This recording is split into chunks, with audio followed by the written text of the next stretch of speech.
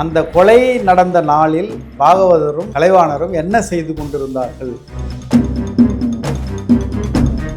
பாகவதர் கைது செய்யப்படுவதற்கு ஒரு 15 நாட்களுக்கு முன்பு போலீஸ் அதிகாரி சந்திக்கிறார். வழக்கிலேருந்து உங்கள் பேரை எடுத்துட முடியும், அதுக்கு நீங்கள் ஒரு 10,000 ரூபாய் எனக்கு கொடுக்கணும். கொலை நடந்த அன்னைக்கு பாகவதர் செலவழித்த 3000 ரூபாய்க்கு சரியான கணக்கு இல்லை. இருவருக்காக வாதாடிய வழக்கறிஞர்களிலே மிக உச்சத்தில் இருந்தவர் அவர். ஒரே நாளில் 44 வழக்குகளில் ஆஜரான பெருமைக்குரியவர்.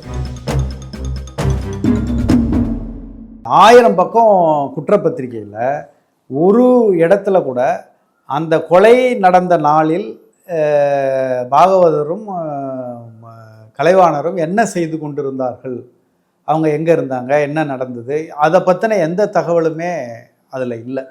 அந்த வழக்கில், அந்த குற்றப்பத்திரிகையில் 1000 பக்கம் குற்றப்பத்திரிகையில் எந்த இடத்துலையுமே அது இல்லாதது ஒரு வினோதம்.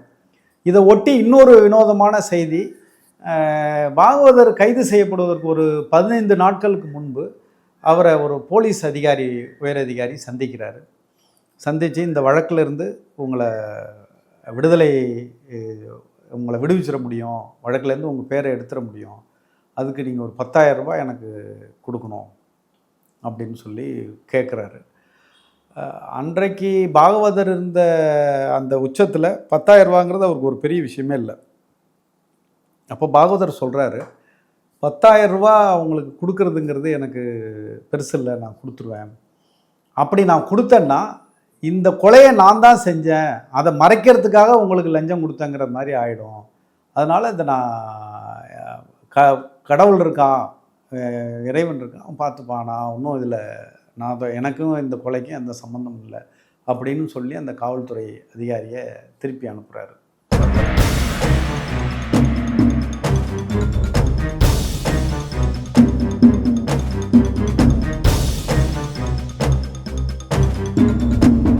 இல்லை, மொத்தம் 3 பேர், பாகவதர், கலைவாணர், பச்சுராஜா ஸ்டுடியோ உரிமையாளர் ஸ்ரீராமுலு நாயுடு, இவங்க 3 பேரும் சேர்ந்து தான் வடிவேலை அந்த ஒற்றைவாடை தேட்டருக்கு வர சொல்லி அங்கே உட்காந்து பேசி பணம் கொடுத்து லட்சுமிகாந்தனை கொலை செய்ய சொன்னதாக காவல்துறையோட குற்றப்பத்திரிகையில் இருக்குது. முதல் தகவல் அறிக்கையில் அதில் சேர்க்குறாங்க.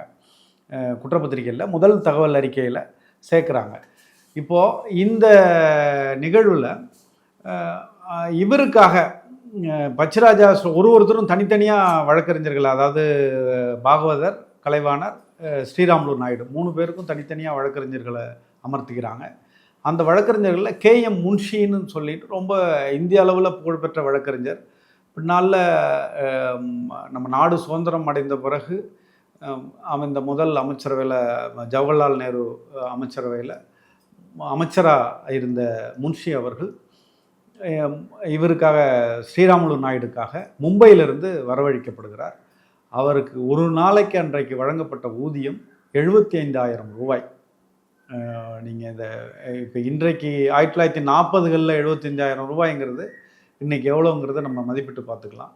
அந்த அளவிற்கான ஒரு பெரிய வழக்கறிஞரை அமர்த்துகிறார்கள். அவர் ஒரு முக்கியமான பாயிண்ட்டு வித் ஆதாரங்களோட நீதிமன்றத்தில் சமர்ப்பிக்கிறார் முன்ஷி. அந்த நாளில் இவங்க 3 பேரும் சேர்ந்து ஒற்றைவாடை தேட்டரில் சதித்திட்டம் தீட்டி வடிவேலுக்கிட்ட பணம் கொடுத்ததாக சொல்லப்பட்ட அந்த நாளில் மும்பையில் இருக்கிற தாஜ் ஹோட்டலில் RK சண்முகம் செட்டியாரோட ஸ்ரீராமுலு நாயுடு இருந்தார் அங்கே அப்படிங்கிற அதற்கான ஆதாரங்களை நீதிமன்றத்தில் சமர்ப்பிக்கிறார். இது அரசு தரப்பும் ஏற்றுக்கிட்டு அந்த வழக்கில் இருந்து ஸ்ரீராமுலு நாயுடை விடுவிக்கிறதுக்கான ஒப்புதலை, அந்த மனுவை அரசு தரப்பே கொடுக்குது. வழக்கோட தொடக்க பகுதியிலேயே ஸ்ரீராமுலு நாயுடு இந்த வழக்கில் இருந்து விடுவிக்கப்படுகிறார். ஆனால் பிற்காலத்தில் இந்த வழக்கில் தீர்ப்பு சொல்லப்பட்டது, இவங்க குற்றம் சாட்டப்பட்டவர்கள் அப்படின்னு பாகவதர் மேலேயும் கலைவாணர் மேலேயும் குற்றவாளிகள்னு தீர்ப்பு எழுதுகிறப்ப முக்கியமாக சொன்னது, அன்னைக்கு அந்த கொலை நடந்த அன்னைக்கு பாகவதர் செலவழித்த 3000 ரூபாய்க்கு சரியான கணக்கு இல்லை அப்படிங்கிற ஒரு காரணத்தையும் நீதிபதிகள் அந்த தீர்ப்பில் சொல்கிறாங்க. முக்கியமாக இதில் ஒரு இந்த வழக்கில் என்ன நடந்தது, எப்படி இந்த கொலை நடந்தது, இந்த கொலைக்கு இவர்கள் நேரடியாக எப்படி தொடர்புபடுத்தப்பட்டார்கள் என்பதை விட, லட்சுமிகாந்த் தான் இவங்களை எல்லாரையும் பற்றி எழுதியிருக்கான், அதனால இவங்க அதை செஞ்சிருக்கக்கூடும் அப்படிங்கிற ஒரு அனுமானத்தின் அடிப்படையிலேயே பெரும்பாலும் இந்த தீர்ப்பு அன்றைக்கு அமைந்து விட்டது. அதற்கு முக்கியமான காரணம், அன்றைக்கு நீதிபதிகள் மட்டும் இல்லாமல் ஜூரிக்கள் அப்படின்னு சொல்லி ஒரு அமைப்பு நம்முடைய நீதி பரிபாலன முறையில், நீதிமன்ற முறைகளில் அன்னைக்கு இருந்தது. அந்த அமைப்பில் யார் இருப்பாங்கன்னா, சமூகத்தில் முக்கியமான பங்கு வகிக்கிற நபர்கள், அவங்கெல்லாம் அந்த ஜூரிக்களில் இருப்பாங்க. 9 பேர், குறைஞ்சது ஒரு 9 பேர் 6 பேர், அது மாதிரியான ஒரு ஒரு ஒரு நீதிமன்றத்துக்கும் ஏற்ற வகையில் ஒரு ஜூரிக்கள் அமைப்பு இருக்கும். ஜூரிக்களில் 9 பேரில் 6 பேர் இவங்க குற்றவாளிகள், இவங்களுக்கு தண்டனை வழங்கணும் அப்படின்னு எடுத்த முடிவின் அடிப்படையிலேயே அந்த முடிவு தான் இந்த தீர்ப்பு வெளிவருவதற்கு, நீதிபதிகள் இந்த தீர்ப்பை வழங்குவதற்கு முக்கியமான காரணமாக அமைந்துவிட்டது. அந்த வகையில் அந்த நீதிபதி அப்போது அளித்த தீர்ப்போட அந்த ஒரு தமிழ் வருஷனை நம்ம சொல்லணும்னு சொன்னால், இந்த வழக்கில் தீர்ப்பு கூறுவது எனக்கு மிகுந்த கவலையையும் வேதனையும் அளித்துள்ளது. இது சிக்கல்கள் நிறைந்த அசாதாரணமான வழக்கு. இதில் குற்றம் சாட்டப்பட்ட ஒவ்வொருவரும் எந்த அளவுக்கு குற்றவாளிகள் என்பதை நிர்ணயித்து கூறுவது அரிது. அந்த அபாயகரமான வேலையை நான் செய்ய துணியவில்லை. ஜூரிகளின் முடிவை நான் ஏற்கிறேன் அப்படின்னு நீதிபதி சொல்லி இந்த தீர்ப்பை நிறைவு செஞ்சிருப்பார். அப்போ ஒரு அனுமானங்களின் அடிப்படையில் இந்த வழக்கில் தீர்ப்பு வழங்கப்பட்டதோ என நம்ம இத்தனை ஒரு 3/4 நூற்றாண்டுக்கு பிறகு நம்ம யோசிக்கிறப்ப அதுதான் அதோட முடிவாக எடுத்துக்க முடியுது. நம்ம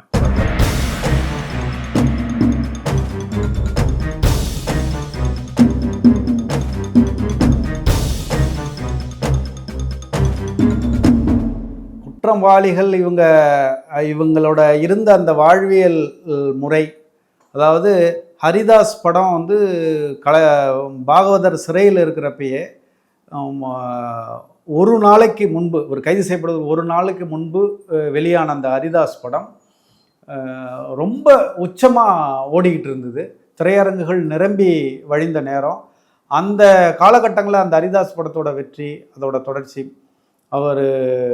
அவரோட சினிமா வாழ்வோட உச்சகட்ட வெற்றி காலமாக இருந்த அந்த நேரத்தில் இவங்க கைது செய்யப்பட்டது அவங்க திரை வாழ்க்கையை மொத்தமாக நொறுக்கி போட்டுது.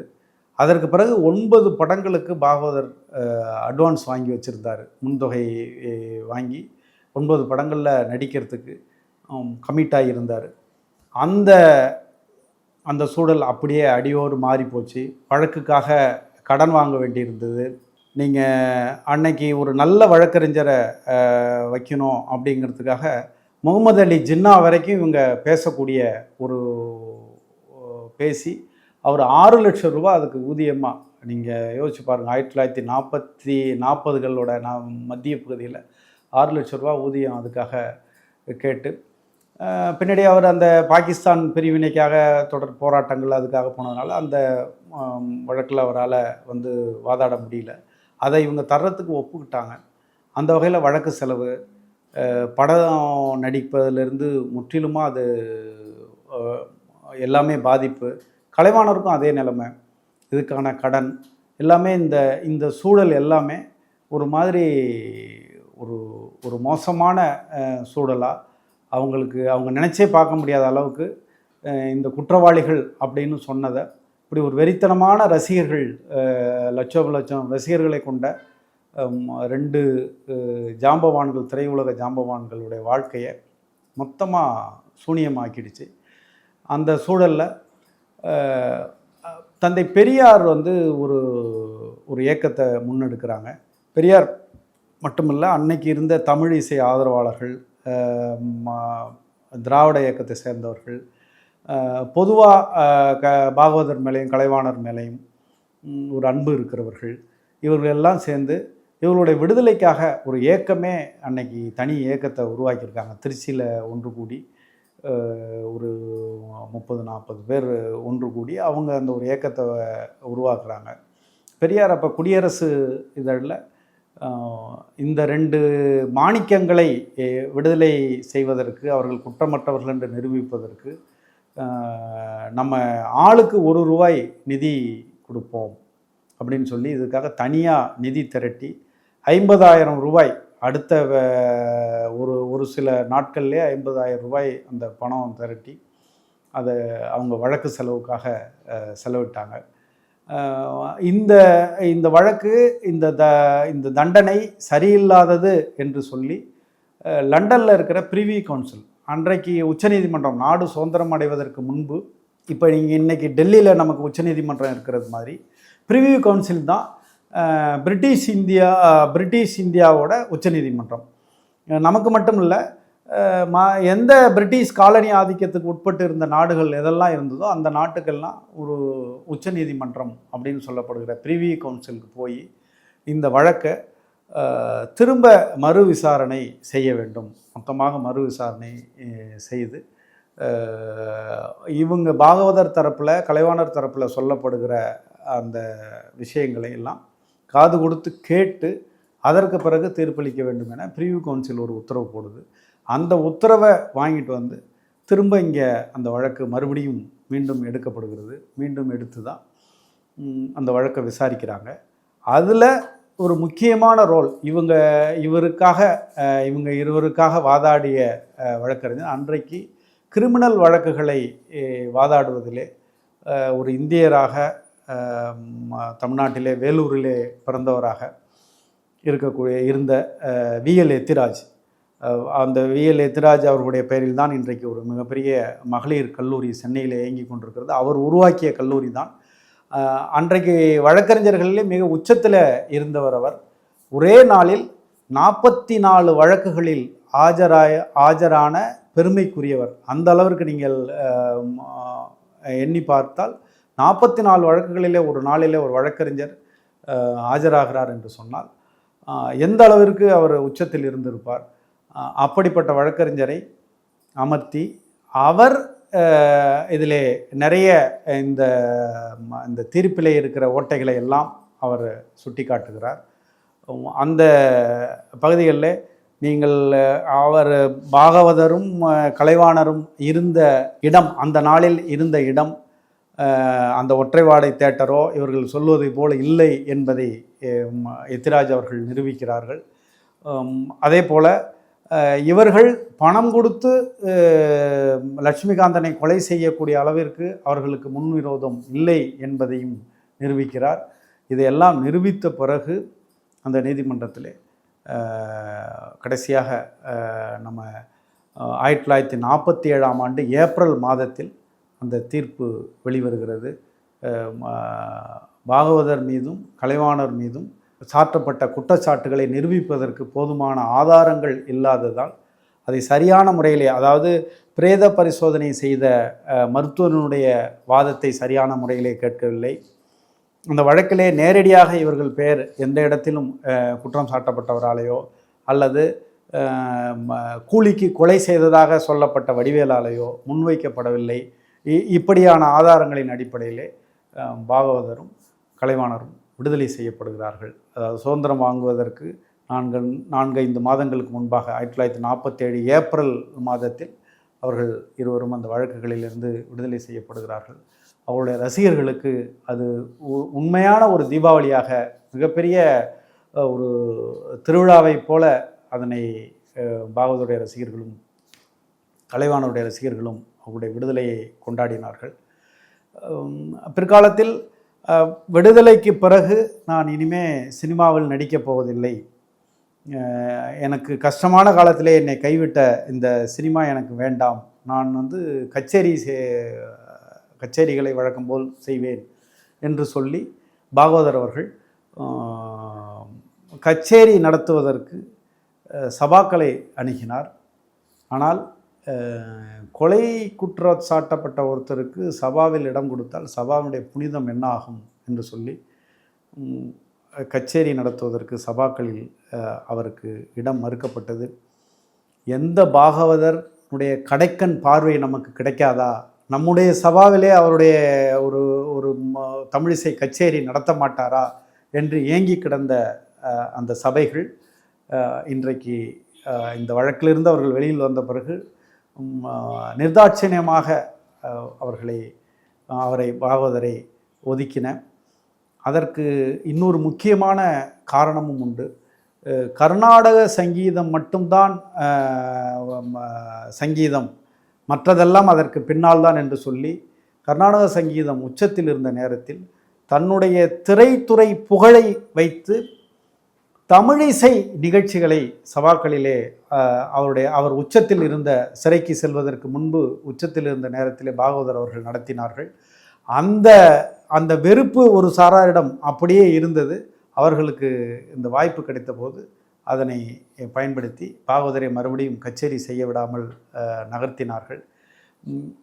சரி, வேறு வழி இல்லாமல் மீண்டும் திரைத்துறைக்கு செல்வோம் என்று சொல்லி பாகவதர் திரைத்துறைக்கு செல்கிற போது அங்கே திரையுலகினுடைய சூழல் பெருமளவுக்கு மாறி போயிருந்தது. முன்பு பாகவதரோடு நடிப்பதற்கு ஒரு வாய்ப்பு கிடைத்து விடாதா என ஏங்கிய நடிகைகள் இப்பொழுது பாகவதரோடு நடிக்க தயாராக இல்லை. திராவிட இயக்கத்தினுடைய தாக்கத்தினால் திரையுலகினுடைய போக்கும் பெருமளவு மாறி இருந்தது.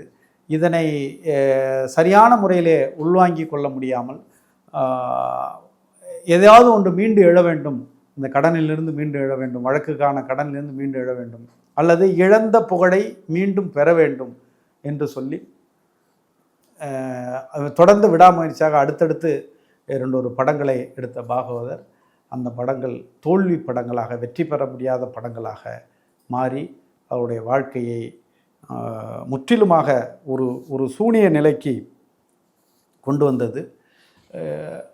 ஆனால் பாகவதர் சாப்பிடவே வழி இல்லாமல் வழக்குக்கு பிறகு கடைசி காலத்தில் இருந்தார், மிகவும் நொடித்து போன நிலையில் இருந்தார் என்று சொல்வதில் உண்மை இல்லை. தீர்ப்பு வாசிக்கப்பட்டவுடன் நீதிமன்றத்தின் கதவுகளை உடைத்து கொண்டு உள்ளே கடன் இருந்தது உண்மை, புகழ் குறைந்து போனது உண்மை. ஆனால் பாகவதர் கடைசி வரை அதில் நிறைய அவிழ்க்கப்படாத முடிச்சுகள் காலத்தின் முன்னால் எந்த பதிலும் இன்றி அப்படியே அது வழக்குக்கான கட்டணங்கள் ஊதியங்களை எல்லாம் கொடுத்த பிறகு 100 பவுன் தங்கத்தட்டை சித்ராஜ் அவர்களுக்காக தயார் செய்து பாகவதர் கொடுத்தார்.